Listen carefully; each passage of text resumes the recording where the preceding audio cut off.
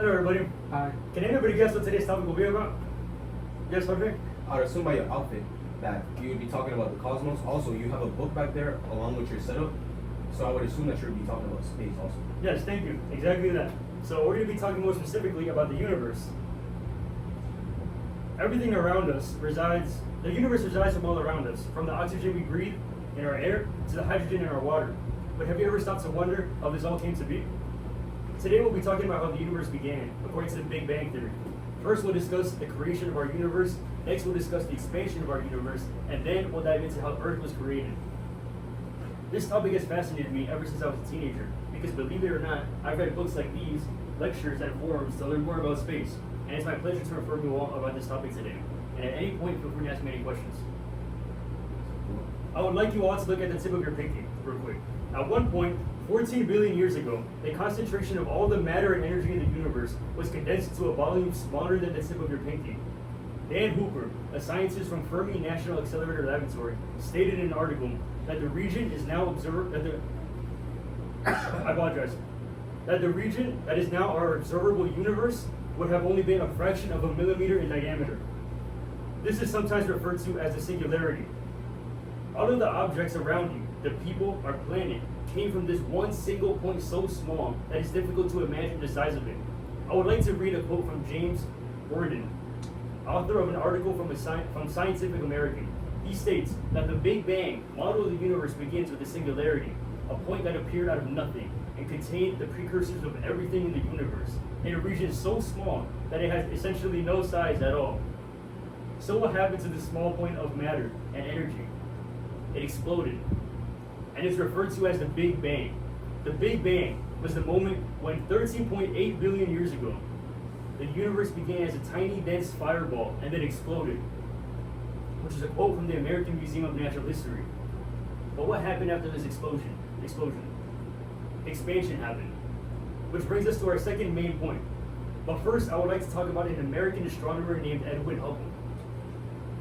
He realized that the faint cloud-like object in the night skies are actually other galaxies far away. The Milky Way is just one of a billion galaxies, says American Museum of Natural History.org. What does this mean?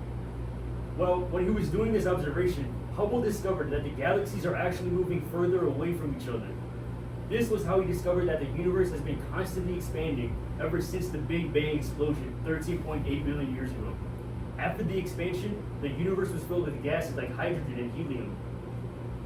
AMNH.org states that over billions of years, gravity caused gases and dust to form galaxies, stars, planets, and more. I would like to add on to this by saying, we are essentially the universe's way of experiencing itself. The same article, AMNH, states that the Big Bang developed into everything in the universe, including you, sitting here in front of me today. You are made of star stuff. This brings me to my third topic, Earth. However, we cannot begin to discuss Earth without talking about the sun. There are billions of stars in our universe. Our sun is just one of them. We owe our existence to the sun. Without the sun, the Earth wouldn't have formed. Earth needed all of the asteroids that the sun's gravity pulled. These asteroids were constantly pummeling Earth until they formed into a planet. This pummeling can be sometimes referred to as the late bombardment. I would like to read a quote from The Cosmos by Anne Druyan, which is this book right here. In page 11, she states that this late heavy bombardment, as it's known, wasn't even over before life got started at the bottom of the sea. This is encouraging news to those who hope to find life elsewhere. Life elsewhere in the universe. Over the course of 3 billion years, a molecule formed a collection of atoms together to form DNA in the ocean.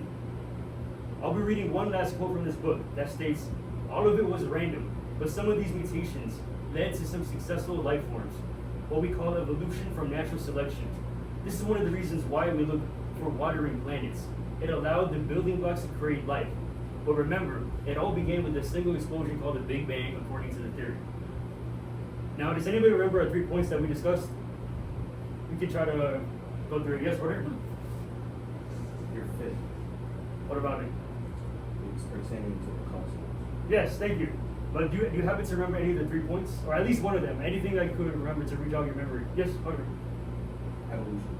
There we go. And so that actually has to do with our third main point. Does anybody know what it was?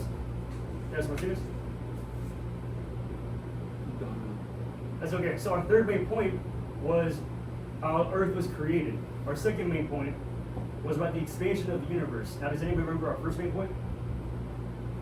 Yes, Martinez? The Big Bang, whenever they start exploding. Yeah, good job. So, the creation of the universe, in other words, the singularity, the expansion of the universe, and lastly, the creation of Earth. If you could take anything away from this speech, remember that you are special.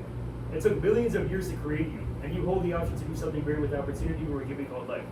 Thank you for being today's speech.